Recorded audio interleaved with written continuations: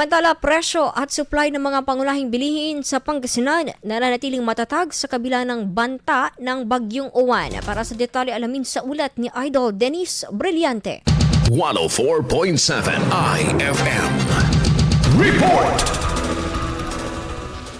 Tiniyak ng Department of Trade and Industry Pangasinan na nananatiling matatag ang presyo at supply ng mga pangunahing bilihin sa buong lalawigan kasunod ng kabilaang paghahanda sa paparating na Bagyong Uwan. Ayon sa panayam ng IFM News Dagupan kay DTI Pangasinan Consumer Protection Division Chief na si Guillermo B. Avelino Jr., patuloy na binabantayan ng mga tindahan at supermarket upang tiyakin na sapat ang supply ng mga pangunahing produkto at mahigpit na nasusunod ang mga itinaktang suggested retail prices.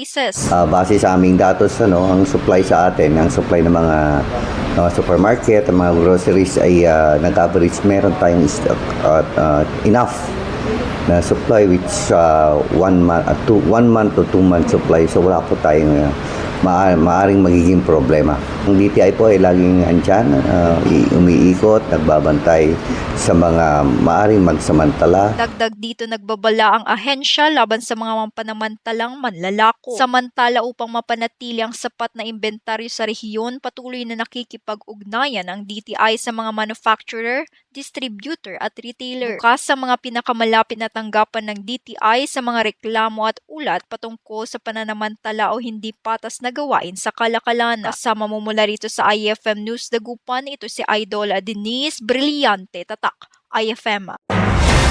IFM News. IFM News. IFM News.